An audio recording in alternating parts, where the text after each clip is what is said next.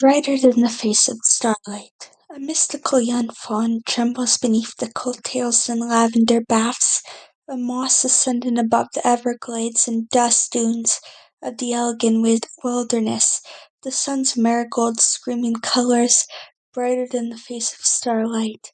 breathing life and salt and mist to my turgid nostrils, as I lay with a towel of deciduous maple wash over me upon the river banks, as Canadian geese, loons of onyx beaks and chestnut tail feathers, chanting like a teapot, swirl past the logs and tepid shrubs caught astray in the mist, coating the Everglades and the river banks leading to the beautiful Pacific Ocean ahead.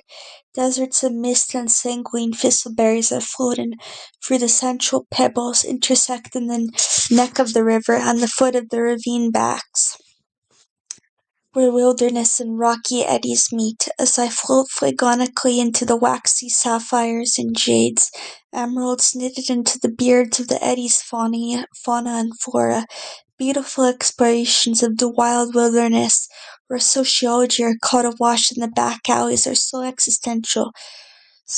This moment, the rainy tears of the cirrus clouds shaped like satyrs, bombing the chapped lips of the wild wilderness within. Crests of cistern baskets of saltine pupae radiate from the garrets of thistles knotted in the undergrowth, seam of horizon redwoods and maple necking through the clamshells, frothing in the cylinder ravines, down by the rivulet down south, sizzling under the fiery lava of the big nebulae, scorching my sandals as I flagon, entangled in the mandibles of the high heels of the rivulet, a cranium of log tossed like a salad past my shoulders. I rise like a white-tailed buck in ferociousness, ascending into the crisp sand snaking on the shells of the cranium of the rivulet, and fetch my towel of deciduous maples. The serious milky mandibles entangle me in a wondrous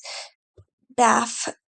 of warmth, salt, and sweat, as I use the ridges, mushroom talons of my fingers to ascend above the hair strands of the knotted birches into the pathways, jaggedly funneled into the Canadiana wilderness, the brooks and alleys of ravinous shrubs, blasted by the guttural screams of chickadees floundering in aviaries, periwinkle nightgowns, tossed beneath the rolling valleys of the chemical froth and moonstones, limestones of carnivorous lava bathing on the crusted slip of the mannequinized bombastic redwoods, and the bridge past in the Chaco down south, I ascend into the prairies, a pure imagination, the fantasia of tulip dreadlocks, of naturalistic aesthetic, the cardinal sirening behind me as the kayak in the distance rolls upon the feverdums of Father Mother Naturalis, as the wilderness shoulders sirens magnolia rainstorms, through the eyeballs of the Brooklyn within the mental turret scoots, baked into the marigold wildflowers of scorched tape, prostrate Sirius.